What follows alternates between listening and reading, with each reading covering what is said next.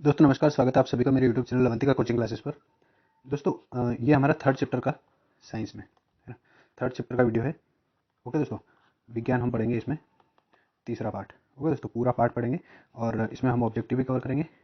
और ऑब्जेक्टिव दोस्तों Hindi plus English medium, दोनों मीडियम में हम क्वेश्चन आंसर और ऑब्जेक्टिव सारे करेंगे। ओके दोस्तों, तो चलिए बिना देर की वीडियो शुरू करते हैं। दोस्तों पहला ऑब्जेक्टिव आप देख पा रहे हैं, क्वेश्चन है सही विकल्प चुनकर लिखिए। क्वेश्चन देखिए, पहला है मिट्टी के तेल में रखी जाने वाली धातु कौन सी है। तो दोस्तों सोडियम जो है, इसको हमेशा काई में मिट्टी के तेल में डुबो कर रखा जाता है। ओके दोस्तों, याद रखिएगा। अगर ये देखिए दूसरा भी आ गया है दोस्तों, किस धातु को चाकू से काटा जा सकता है। तो दोस्तों चाकू से काटे जा सकने भी दोस्तों मुलायम और सॉफ्ट सी ये मेटल होती है ना। और इसमें ये ध्यान रखिए, अगर क्वेश्चन बन जाता है कि इसको तेल में डुबोकर क्यों रखा जाता है ना। तो दोस्तों ये क्या करती है, ऑक्सीजन से रिएक्ट कर लेती है, मतलब ऑक्सीजन जो होती है ना, उससे क्रिया कर लेती है ना।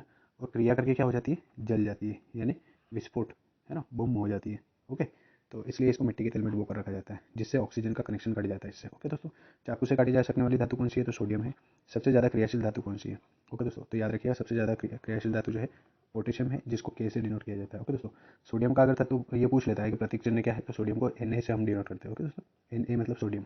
ओके, और पोटेशियम को हम के से डिनोट करते हैं। ओके दोस्तों, आगे बढ़ते हैं। देखिए दोस्तों, अगला दिया है सबसे कम क्रियाशील धातु कौन सी है। तो दोस्तों याद रखिए, गोल्ड यानी सोना जो है सबसे कम क्रियाशील धातु है। इसी वजह से सोने के गहने यानी ऑर्नामेंट्स बनाए जाते हैं। ओके दोस्तों, याद रखिएगा, सबसे कम क्रियाशील धातु है और स्वतंत्र अवस्था में पाई जाती है। दोस्तों याद रखिएगा, है ना। कभी पूछा जाए कि स्वतंत्र अवस्था में पाई जाने वाली धातु का नाम लिखिए, तो सोना यानी गोल्ड। ओके दोस्तों, अगला है लोहे का संक्षारण क्या कहलाता है। तो दोस्तों लोहे का जो संक्षारण होता है, मतलब सड़ना, उसको क्या कहते हैं हम, स्पेशली जंग लगना कहते हैं। ओके दोस्तों, आपने देखा होगा भूरे कलर की पपड़ी जम जाती है, क्या कहलाता है वो, जंग लगना कहलाता है। इस क्रिया को जंग लगना कहते हैं। और दोस्तों वो आयरन ऑक्साइड की पपड़ी जमती है ना, आयरन ऑक्साइड की लेयर जम जाती है, इसी को हम क्या कहते हैं दोस्तों, जंग लगना कहते हैं। ओके, चलिए इन्हीं को इंग्लिश मीडियम में हम देख लेते हैं थोड़ा सा। तो देखिए दोस्तों, दिया है हमें, choose and right correct option. पहला है the metal which is kept in kerosene. तो दोस्तों इसमें आ जाएगा sodium. The metal which can be cut by knife, knife यानी चाकू। ओके दोस्तों, चाकू से काटी जा सकने वाली धातु की क्या होगी, सोडियम, यानी कैसे डिनोट करेंगे दोस्तों, इसको Na से डिनोट करते हैं। The highest reactive metal, reactive metal पूछे दोस्तों तो पोटेशियम है ना, जिसको के से डिनोट करते हैं हम। ओके, अगला है दोस्तों द लीस्ट रिएक्टिव मेटल। तो लीस्ट रिएक्टिव यानी सबसे कम रिएक्टिव मेटल कौन है, गोल्ड। दोस्तों गोल्ड को हम Au से डिनोट करते हैं। Okay, Au। ओके दोस्तों, अगला देखिए, the corrosion of iron is called. Iron का कोरोजन, दोस्तों कोरोजन करके भी एक आएगा क्वेश्चन जो हम आगे पढ़ेंगे। तो आयरन का कोरोजन क्या कहलाता है दोस्तों, रस्टिंग कहलाता है। ओके, याद रखिएगा, रस्टिंग। और रस्टिंग का फॉर्मूला क्या है दोस्तों, Fe2O3H2। दोस्तों ये हमारे जंग लगने का, ये जंग का फॉर्मूला है, याद रखिएगा। ओके दोस्तों, बहुत सारे मैंने जैसे कहा था, इसमें ऑब्जेक्टिव हम कवर करेंगे दोस्तों, बहुत सारे ऑब्जेक्टिव में एक्स्ट्रा भी बताता रहूँगा साथ साथ, जैसे कि ये आया है। ओके दोस्तों, चलिए बढ़ते हैं आगे। तो दोस्तों देखिए, अगला क्वेश्चन है हमारा, सही जोड़ी मिलाइए, कॉलम ए और कॉलम बी, है ना। और दो कॉलम दिए हैं, इनमें सही जोड़ी हमें मिलाना है दोस्तों। पहला है चमकदार अधातु। तो दोस्तों चमकदार अधातु अगर पूछ ले, है ना, तो क्या होगा, हमेशा याद रखिएगा, आयोडीन। आयोडीन जो है ये चमकदार अधातु है। ओके दोस्तों, आशा करता हूँ यहाँ तक आपको समझ में आया होगा। अगला देखिए, द्रव अधातु। दोस्तों ऑब्जेक्टिव में अधिकतर पूछा जाता है, तो द्रव अधातु क्या हो जाएगी दोस्तों, ब्रोमीन।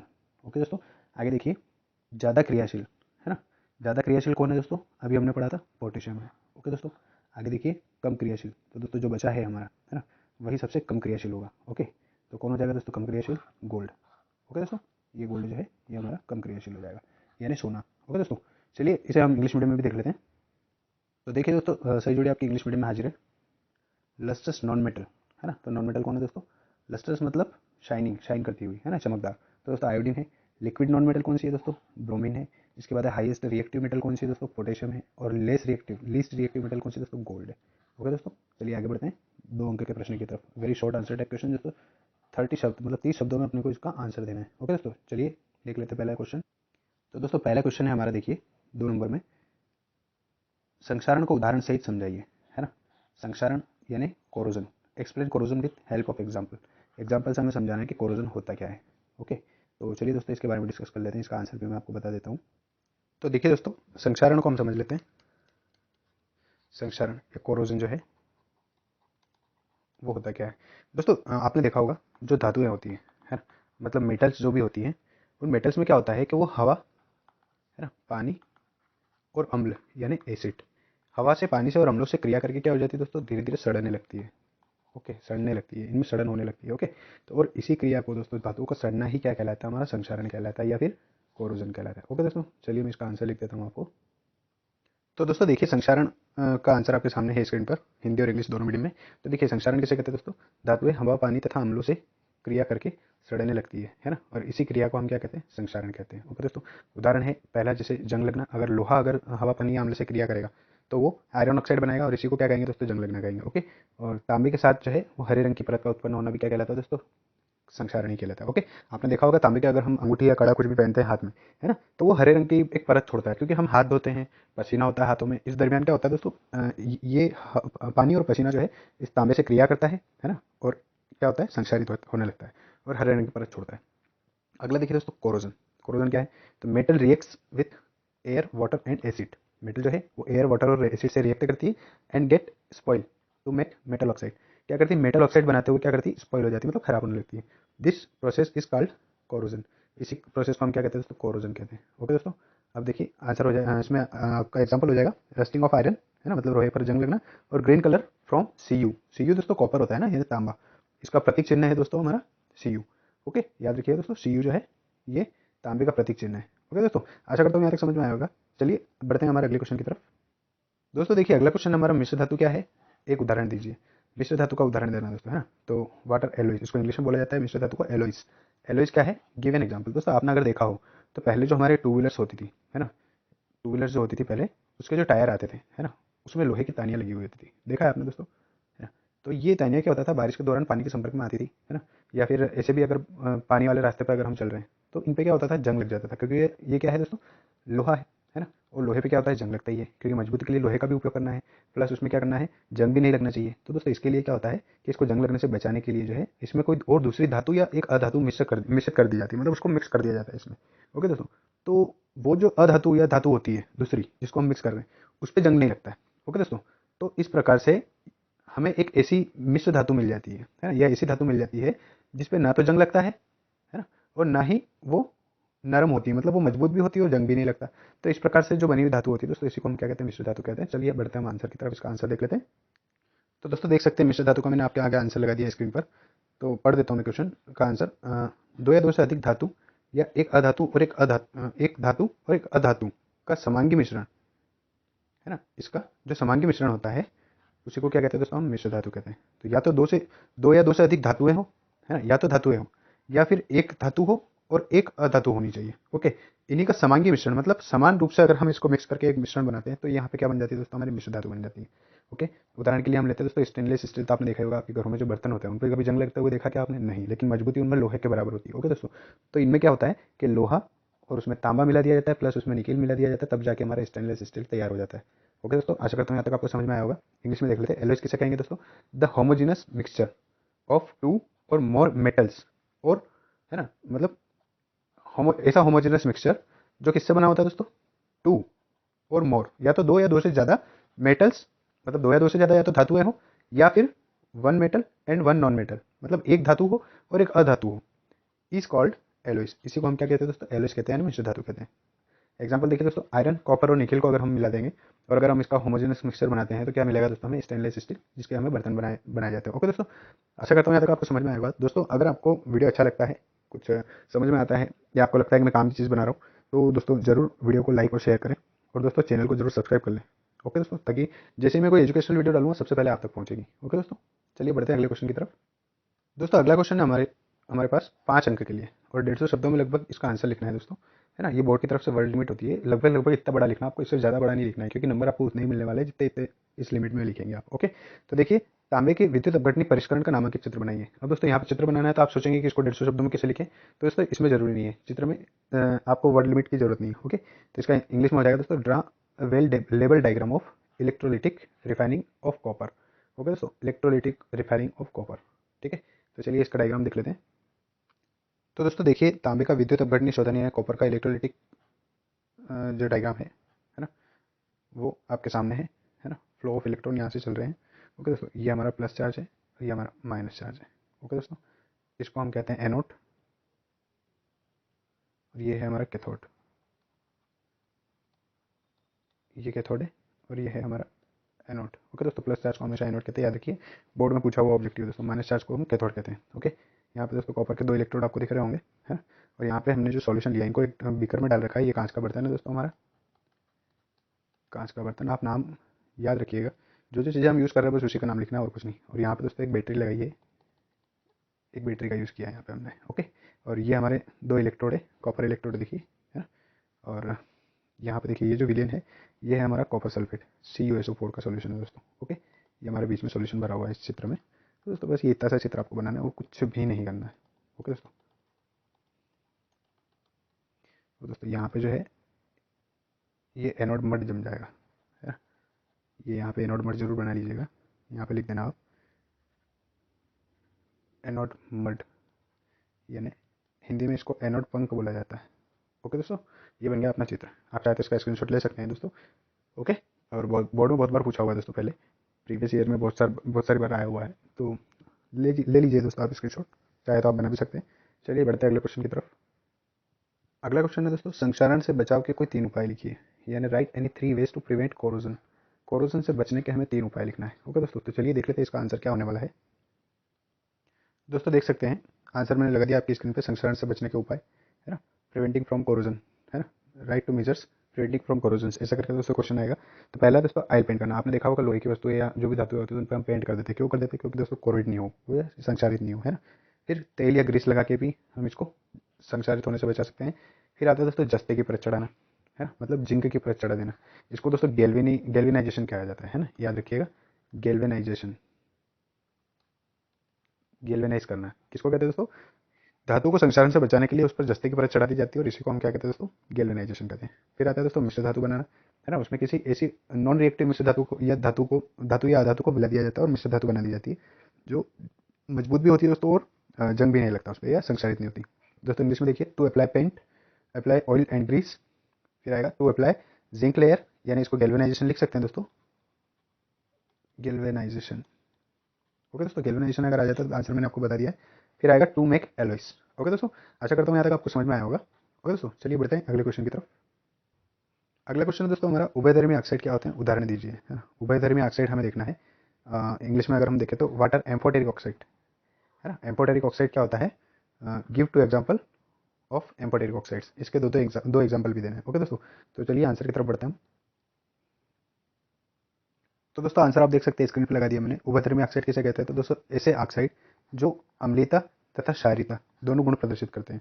मतलब दोस्तों या तो अम्लीय होते हैं ऑक्साइड या फिर क्षारीय होते हैं। ओके दोस्तों, परंतु कुछ ऑक्साइड ऐसे होते हैं, कुछ धातु के ऑक्साइड ऐसे होते हैं जो अम्लीयता भी प्रदर्शित करते हैं और क्षारीयता भी प्रदर्शित करते हैं, तो उसी को दोस्तों क्या कहते हैं, हम उभयधर्मी ऑक्साइड कहते हैं। उभयधर्मी मतलब जिसमें दोनों के गुण पाए जाते हैं। ओके दोस्तों, तो इंग्लिश में क्या हो जाएगा, ऑक्साइड्स या that oxides which shows both the acidic and basic natures are called amphoteric oxide. Okay दोस्तों, आशा करता हूँ यहाँ तक आपको समझ में आया होगा। बहुत ही सिंपल सी लैंग्वेज में दोस्तों मैं आंसर लेके आया हूँ आपके सामने। अब दोस्तों देखिए, अब इसमें आपको क्या करना है, इसमें आपको इसका एग्जाम्पल लिखना है। तो एग्जाम्पल में आप लिखिएगा, एल्यूमिनियम तथा जिंक के जो ऑक्साइड होते हैं, है ना, वो क्या होते हैं, अम्लीय होते हैं, सॉरी अम्लीय नहीं, उभयधर्मी होते हैं। ओके, अम्लीय नेचर भी बताते हैं और क्षारीय नेचर भी बताते हैं कि ऑक्साइड, उभयधर्मी ऑक्साइड होते हैं। ओके दोस्तों, ये हो गया हमारा एग्जाम्पल। चलिए मैं इनके फॉर्मूले भी आपको बता देता हूँ, तो आप आसानी से लिख पाएंगे। दोस्तों इंग्लिश में आप क्या लिखेंगे कि the oxide of aluminium and zinc are amphoteric oxides. Okay दोस्तों, चलिए इनके सूत्र देख लेते हैं हम थोड़ा से। तो दोस्तों देखिए, जिंक ऑक्साइड, सॉरी फॉर्मूला बनेगा जिंक ऑक्साइड और Al2O3 यानी एल्यूमिनियम ऑक्साइड। ये जो है दोस्तों, ये हमारे क्या हो गए, उभयधर्मी यानी एम्फोटेरिक ऑक्साइड हो गए। ओके दोस्तों, एम्फोटेरिक ऑक्साइड यानी उभयधर्मी ऑक्साइड।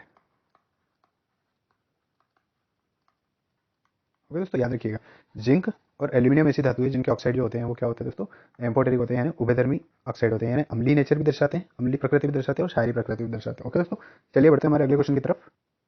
अगला क्वेश्चन है दोस्तों हमारा, रासायनिक गुणधर्म के आधार पर धातु और अधातुओं में अंतर स्पष्ट कीजिए। मतलब हमें डिफरेंस बताना है between metal and non metal. Okay, metal और नॉन मेटल में डिफरेंस बताना है on the basis of their chemical properties. Chemical properties के बेस पे दोस्तों हमें डिफरेंस बताना है। ओके, चलिए चलते हैं दोस्तों। इसके बाद वाला जो क्वेश्चन है वो क्या है, देखिए पढ़ लेते हैं। धातुओं के कोई 5 भौतिक गुण लिखिए। दोस्तों यहाँ पे हमें क्या बताना है, फिजिकल प्रॉपर्टी बताना है। ओके, फिजिकल प्रॉपर्टीज भी बताना है और यहाँ पे हमें केमिकल प्रॉपर्टीज भी बताना है। तो चलिए दोनों तरह की प्रॉपर्टीज हम देख लेते हैं। दोस्तों आंसर आपके सामने है, ये हम भौतिक गुण देखेंगे इसके, है ना, मेटल्स के भौतिक गुण यानी फिजिकल प्रॉपर्टी हम पहले देखेंगे दोस्तों। ओके, तो मेटल्स की फिजिकल प्रॉपर्टी दोस्तों देखिए, धातुएं कठोर होती है, पारे को छोड़कर। दोस्तों अगर हम पारे को छोड़ दें, क्योंकि पारा क्या होता है, द्रव अवस्था में पाया जाता है, ये द्रव धातु है। ओके दोस्तों, तो metals are hard except mercury. Mercury को छोड़कर जो मेटल्स है वो सारी क्या होती है, हार्ड होती है। यानी धातुएं क्या होती है दोस्तों, कठोर होती है। अगला है धातुएं चमकदार होती है ना। तो मेटल्स आर लस्ट्रस या फिर शाइनी भी लिख सकते हैं दोस्तों हम। ओके, अगला है दोस्तों धातुएं आघातवर्धनीय तथा तन्य होती है ना। तो metals are malleable. Malleable means होता है दोस्तों आघातवर्धनीय।